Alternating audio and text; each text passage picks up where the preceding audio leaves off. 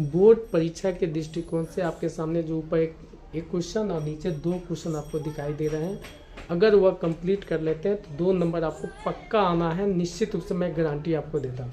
आइए इस क्वेश्चन को सोल्व करते हैं। क्वेश्चन कह रहा है कि के किस मान के लिए समीकरण के मूल समान होंगे। तो इस क्वेश्चन को सोल्व करने से पहले थोड़ा सा आप जान जाइए कि मूल समान का मतलब क्या होता है। तो द्विघात समीकरण हो और उसका अल्फा और बीटा का मान सेम आता है तो मूल समान हो जाते हैं। तो यहाँ पर आपको सबसे पहले समीकरण का हम b² - 4ac निकालते हैं। अगर इसका मान 0 होता है तो मूल वास्तविक और समान होते हैं।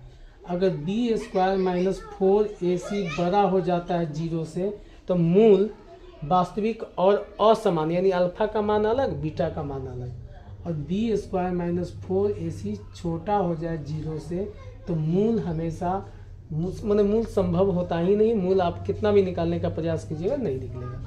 तो आइए इस प्रश्न को सोल्व करते हैं। तो सबसे पहले ये समीकरण बना हुआ नहीं है तो पहले हम इसको समीकरण को आपको बनाना होगा। तो पहले kx से इसमें गुना कीजिए, तो kx से इसमें गुना कीजिए तो kx² kx से -2 में गुना किए तो -2 kx + 6 = 0।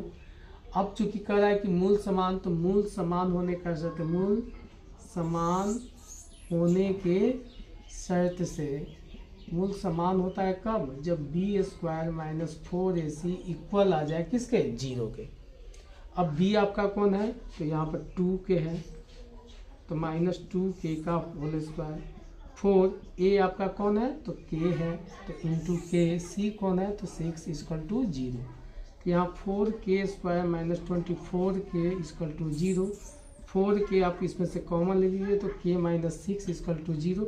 अब ये 2 गुणनखंड है तो आप इससे आप निकाल लीजिए, जब 4k = 0 तो k = 0/4 यानी = 0 और k - 6 = 0 तो k = 6 यानी k का मान 0 या 6 होगा। उसी तरह से आप इस दोनों क्वेश्चन को आप प्रैक्टिस करके मेरे कमेंट सेक्शन में इसका आंसर देने का प्रयास करें। उम्मीद है कि आपको यह क्वेश्चन समझ में आया होगा। तो प्लीज़ मेरे चैनल को लाइक करें और शेयर कीजिए, जितना हो सके आप शेयर कीजिए और मेरे चैनल को सब्सक्राइब कीजिए। धन्यवाद।